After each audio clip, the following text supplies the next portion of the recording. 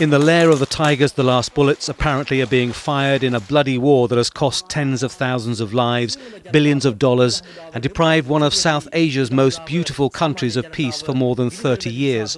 According to the Sri Lankan government, the war is all but over, that one of the world's most ruthless and sophisticated rebel organisations has been defeated, that peace and reconciliation will follow, and Sri Lanka will pick up the pieces and live in harmony. But will it? Certainly the Liberation Tigers of Tamil Eelam have ceased to exist as the conventional fighting force they evolved into. They once numbered 30,000 strong and inflicted heavy defeats on the Sri Lankan military over the years, defeats that hurt the pride and prestige of the armed forces.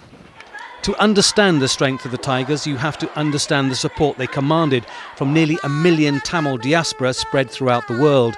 They provided the money and the network that gave the LTTE their arms, supplies and channels. Although some were forced to donate to the cause, many gave voluntarily, and that support remains. If anything, it is stronger than ever before. The images of wounded, suffering Tamil civilians hurt and cowering in so-called safe zones enraged many. To critics of the Sri Lankan government, it merely reinforces the view that injustice and discrimination against Tamil civilians that led to the start of this conflict still exists. They point to the use of army-controlled camps for the displaced, the fact that thousands of Tamils have disappeared without anyone being charged, and that few have been allowed to return to their homes.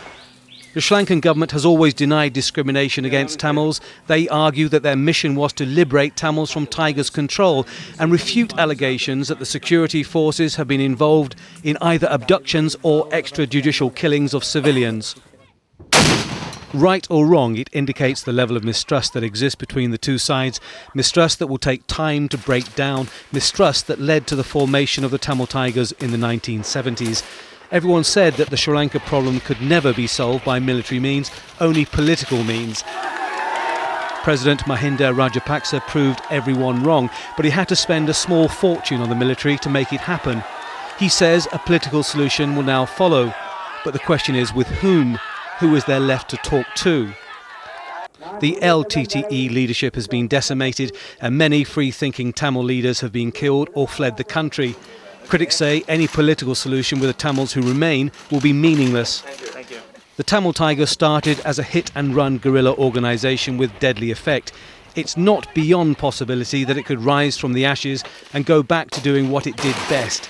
In 30 years, the Tigers never touched the coastal areas where foreign tourists spend their holidays.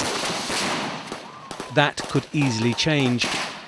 The Sri Lankan tourism industry is already preparing for an end-of-war campaign to bring holidaymakers back to the island. A cash-strapped government is banking on it, but one bomb could so easily shatter those hopes.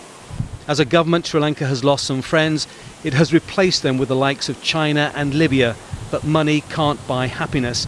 Thousands of soldiers and civilians have been killed and wounded in pursuit of a united Sri Lanka. That's been achieved geographically, but not politically yet. The war has been won, but what about the peace? Tony Birtley, Al Jazeera.